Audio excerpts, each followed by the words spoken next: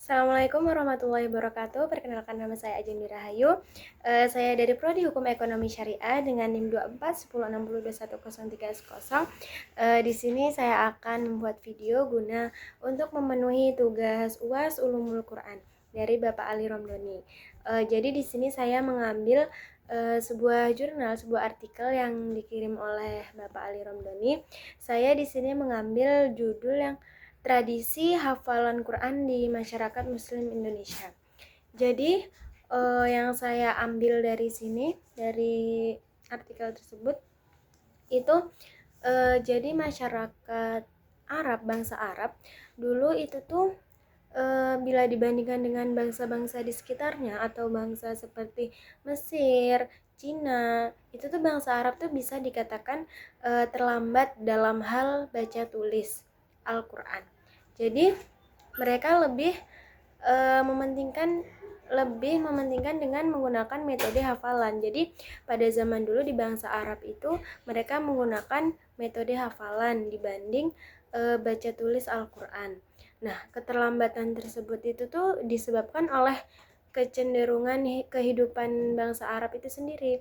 Dan menurut cerita pada waktu itu tuh sebelum Islam, mayoritas bangsa Arab itu dikenal memiliki tabiat-tabiat kurang mendukung bagi tumbuhnya tradisi baca tulis. Nah, tabiat-tabiat itu misalnya pertama, masyarakat dulu itu mereka hidupnya tuh nomaden atau berpindah-pindah tempat. Nah, makanya dari situ mereka sering berpindah-pindah tempat. Itu tuh untuk mencari tanah yang subur, lahan yang subur, terus untuk menghindari dari berbagai peperangan juga, makanya mereka itu berpindah-pindah tempat. Jadi mereka itu tidak memiliki kesempatan untuk membangun kebudayaan yang mapan seperti budaya membaca dan menulis. Jadi di Arab pada zaman dulu itu metode baca tulis itu sangat kurang sekali. Nah, makanya di sana dulu Al-Quran itu lebih banyak yang menghafalnya daripada yang menulisnya, membaca dan menulisnya. Nah, memang ada sebagian masyarakat bangsa Arab itu yang hidup menetap di suatu tempat, di suatu kawasan tersebut. Dia nggak nomaden, dia menetap di situ. Tapi jumlahnya itu tuh cuman sedikit. Itu tuh yang di situ tuh dari bangsa Quraisy. Itu suku Quraisy itu mereka yang menetap di situ, tapi hanya sedikit, nggak seberapa. Nah, karena mereka itu membentuk suatu perdagangan di Mekah tersebut. Nah, terus yang kedua itu masyarakat Arab di sana itu hidupnya tuh bersuku-suku dengan rasa fanatisme kesukuan. Jadi mereka tuh lebih membanggakan sukunya sendiri dan merendahkan suku yang lain. Nah, dari situlah muncul persaingan-persaingan antar suku dan peperangan di situ juga, karena mereka lebih kayak ini loh sukuku tuh yang paling baik, yang paling benar, seperti itu. Makanya itu tuh peperangan tuh selalu menjadi penyelesaian akhir. Jadi mereka menyelesaikannya itu dengan cara peperangan. Nah, bahkan peperangannya itu bisa berlarut-larut hingga bertahun-tahun. Oleh karena itu muncul istilah yang sangat masyhur untuk menyebut perang yang berkepanjangan tersebut, itu tuh biasanya disebut dengan Ayyamul Arab. Terus di antara banyaknya perang-perang tersebut ya, itu tuh yang paling masyhur, perang yang sangat masyhur itu yang dikenal oleh masyarakat Arab itu, yang pertama itu ada perang Al-Basus. Perang ini terjadi sebelum Islam lahir dan berlangsung selama 40 tahun. Jadi emang perang itu yang sangat dikenang oleh bangsa Arab tersebut, dan itu tuh perangnya terjadi selama 40 tahun. Nah, yang terlibat dalam perang ini itu adalah kabilah Bakr al dan Taglib. Nah, terus keduanya itu keturunan Wail. Yang perang kedua itu ada perang Dasis dan seterusnya. Nah, habis itu bisa dikatakan pada masa sebelum Islam itu tulisan tuh masih menjadi suatu yang langka, karena mereka sangat minim sekali tulisan itu pada zaman itu. Nah, yang pandai itu juga hanya beberapa orang dari kayak misalnya bangsawan dan tokoh-tokoh tersebut menganggap sebagai suatu yang ajaib itu. Kemudian ketika Islam lahir, Nabi Muhammad itu atas petunjuk Al-Quran melopori pengenalan tulisan dalam hayala ramai atau publik. Tapi namun demikian, sebuah sumber mengatakan bahwa sejak 1000 tahun sebelum Masehi, sebuah tulisan jenis musnad sudah berkembang di lingkungan masyarakat Arab kuno. Jadi dulu setelah Nabi Muhammad itu menyebarkan mengenalkan tulisan pada mereka, nah disitulah muncul muncul penulis-penulis baru tersebut.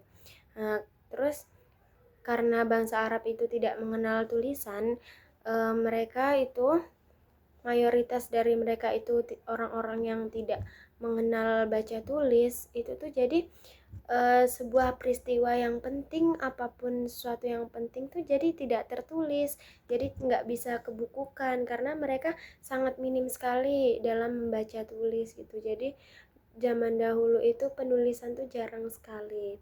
Dengan kondisi yang seperti itu bisa dipahami ketika sistem yang pertama kali digunakan untuk mengabadikan wahyu yang turun adalah hafalan.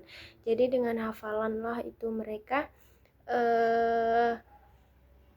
menyimpan suatu peristiwa tersebut tuh di dalam hati dan pikiran mereka. Jadi tidak dalam bentuk sebuah tulisan seperti itu. Kemudian tahfidz Al-Quran antara kajian, ritual, dan orientasi pembelajaran.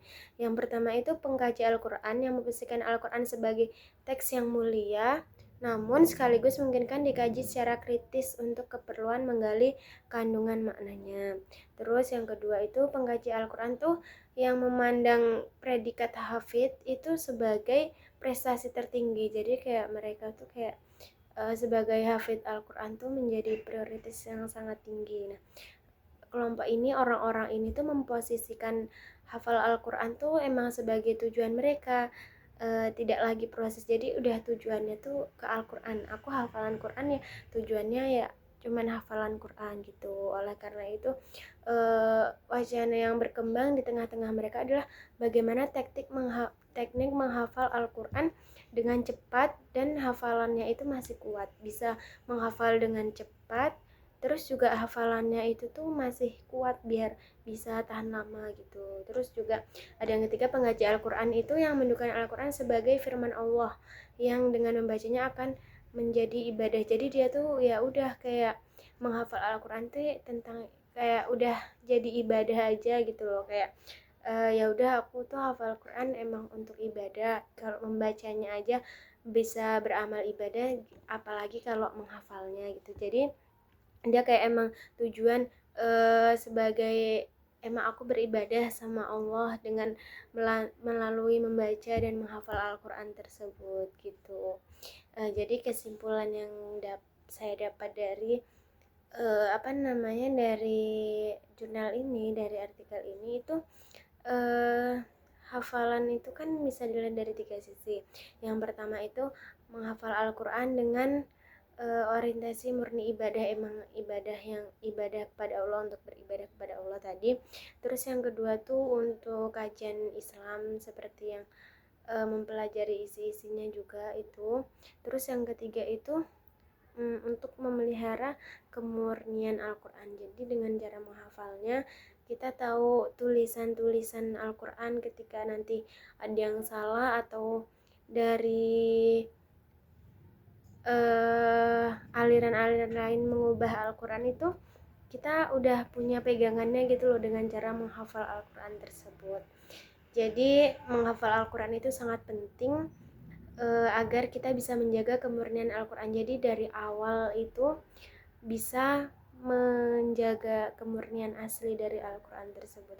Tapi membaca tulis juga sangat penting ya. Jadi kita bisa membukukan apapun, ada peristiwa penting apapun kita bisa menuliskan tersebut gitu. Jadi bisa untuk menjadi sejarah-sejarah untuk